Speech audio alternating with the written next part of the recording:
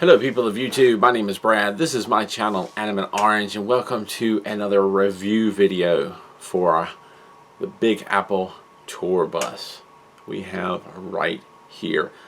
Now, while this model took me a grand total of 3 hours to put together, with some of the models, especially Iconics models that I've been building lately, and with the way that Metal Earth models have been getting a little more detailed and complex, this one wasn't very difficult, at least not in my opinion. On the back of the packaging it has it listed kind of right in the middle on the little gauge there, and it did have some challenges. There are some things that I do want to touch on when it comes to building this model in this review, but overall this wasn't too bad of a model. One of the biggest things about it, which doesn't make it difficult, makes it a little bit tedious, but it is what it is the fact that there are so many seats to put together, and that's probably going to account for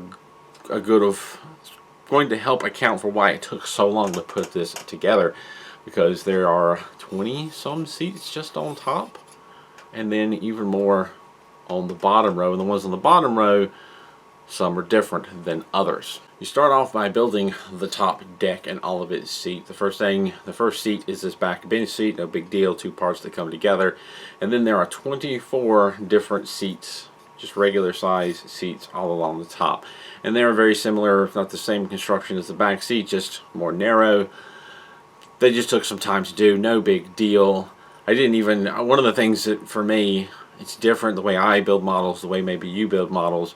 I like to clip out the parts as I need them, because I'm too fearful, even with magnetic sheets, that I'm gonna either knock off and lose parts or knock them out of alignment and not be sure what part is which. So I tend to clip things off a little at a time, especially for this, just to make it seem easier. I don't like to do the same thing over and over for too long. I clipped out maybe 6 pieces of the front and back of the seat, put those together, attached them, clipped out about 6 to 8 more, folded those up, put them together and attached them, and that way I was changing what I was doing. That's the method that works for me. You may want to just cut them all out, build them all ahead of time.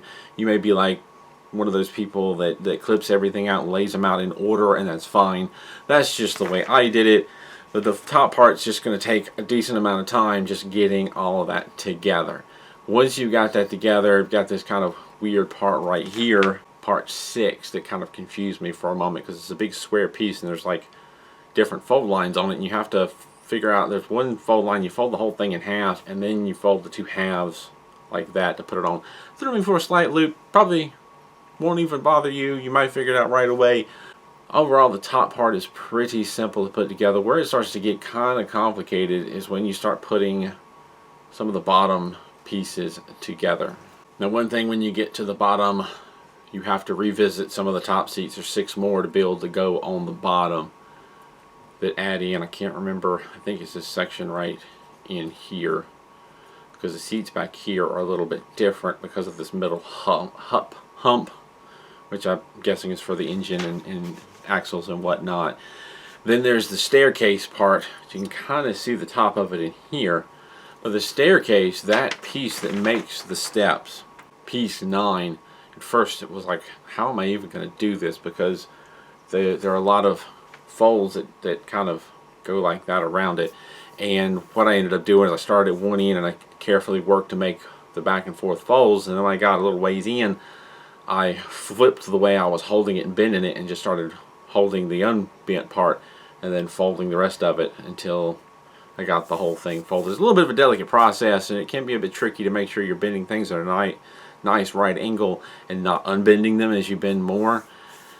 Worked out fairly well for me, but then what happens is once you've got all of that bent and then you try to put it in place inside of part 10 that kind of closes around it, that didn't go really well for me. It doesn't look all that great. It kind of shifted things out of alignment, and I wasn't really sure how to get it back into shape. Now, the good news is you really can't see the steps from any other effective angle.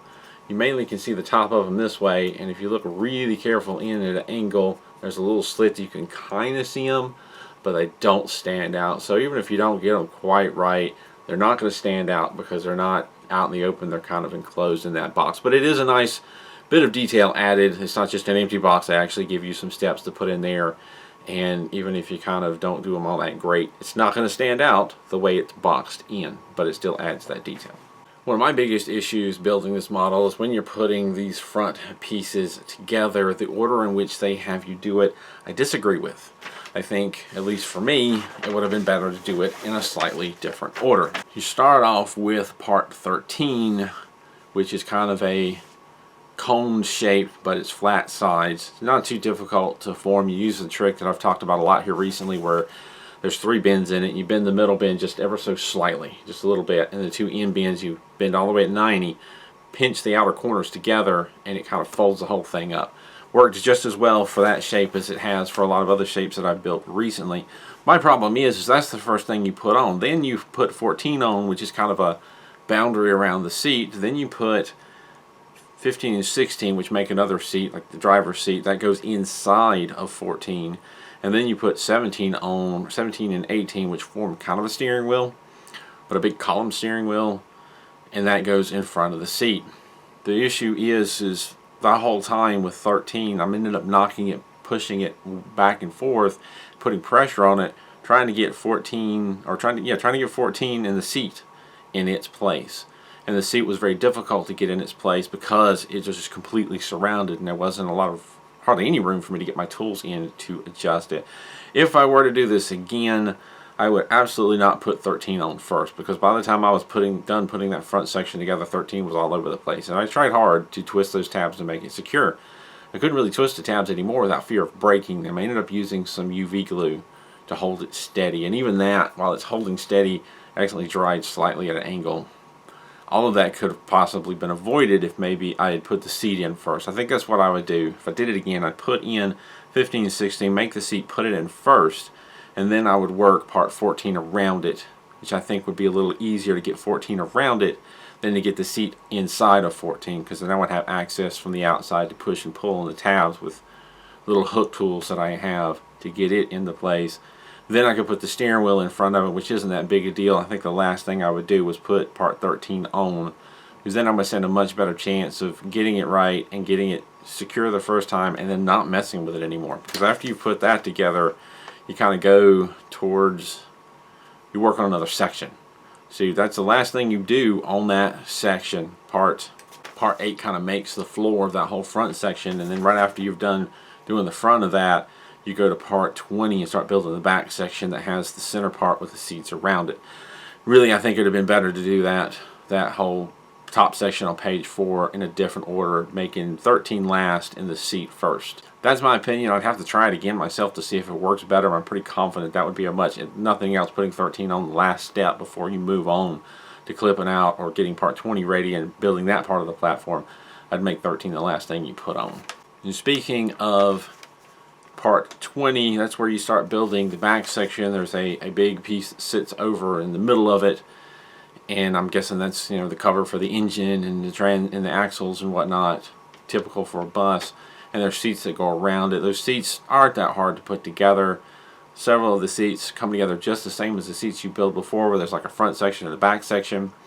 You just have cut out parts, but 25 and 26 and 23 and 24 come together in a slightly different fashion. Still easy to figure out. Trouble that I had with them was getting them pushed all the way down into position and getting the tabs secured. It required a little extra pressure because I kind of wanted to sit at an angle and not shove all the way down beside the box that they sit beside.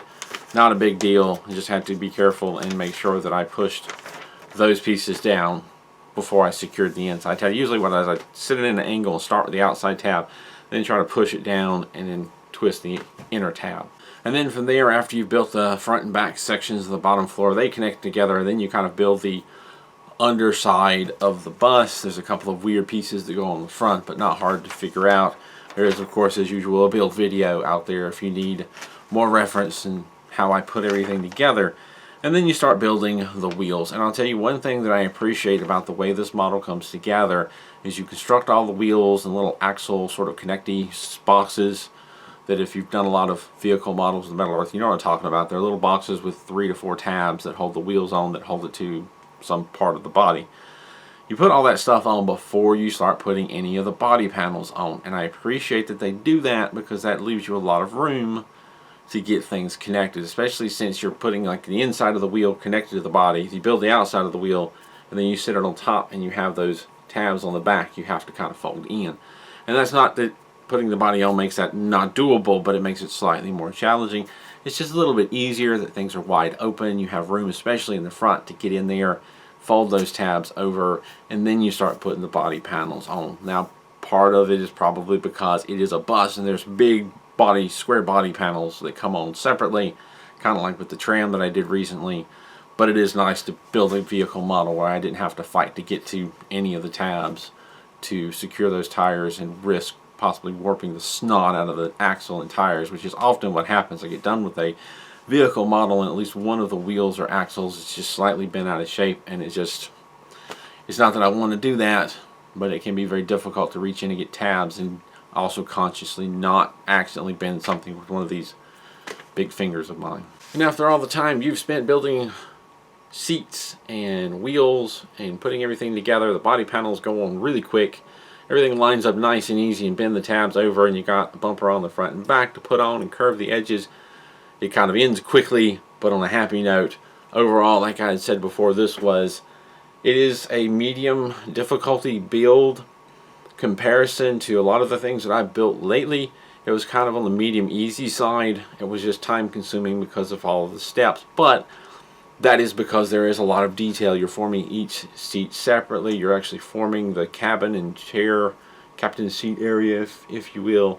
It's a good easy medium, kind of, not super easy, but kind of medium easy, on the easier side of medium right there. It is a very colorful and nice looking model, and I would imagine that, I don't know this for a fact, but I imagine this is a nice little selling piece if you go to New York to that sightseeing bus. I'm guessing they probably have some of these on sale. So if you've picked one up and you've been on the bus, I haven't. I've never actually seen the Big Apple tour bus, maybe, or Big Apple New York sightseeing tour bus. I've never actually seen it in person. Maybe one of these days, but at least I have a nice little model of it of my own to put on the shelf and look at. Looks pretty neat. Overall, it's a nice model. It's a fun build. A little bit of challenge, but nothing to frustrate me except for the whole issue with things being in an order different than what I think they should be. Not a big deal. A little bit of UV glue to the rescue, and I continued on. And this model's been out a little while, but it's kind of represents what I've talked about recently, a step to where Metal Earth is starting to put out more complicated and more detailed models. They take longer to build. I remember when I first started doing this, a lot of the things that I built took maybe 2 hours, 2.5 hours, and now most of the stuff I'm building takes no less than 3, often 4 and above hours to put together, because there's just so much more to them. And overall, that's a really nice thing, and this is kind of the beginning steps of that evolution where they're starting to put more detail and more color into the models. I always like to end with asking myself, what is it that I would do differently if I had to do this model again? And I've already kind of touched on that, and it's just knowing, I think if I had to do this again, obviously knowing what I know now, I would do that order sequence of the front cabin area with little, I guess that's like a ticket taker machine, part 13, and the seats and whatnot. I'd do that in a different order. If I did know what I know now, I wished I would have maybe taken a little more time to look ahead and stop and think about how this might go. And I did that a little bit, but I kind of wished I'd have thought about it a little more. Again, no big deal, some UV glue and it fixed it. Even if you don't have the UV glue, that part may be a little wobbly, but how many of us pick these up and move them around? It'd still look pretty good on a shelf, and even some super glue and a little break from the build would set that up pretty good. I'll leave it at that. As always, if you have any questions, feel free to leave them in the comments down below. There is a build video for this already out, so if you want to know more details about how I put this together, go check that out. And as always, thank you for watching this video. Thank you to my Patreon supporters for supporting this channel, and thank you to all of those who leave comments and interact. I do appreciate feedback. Thank you for watching, and keep on keeping on.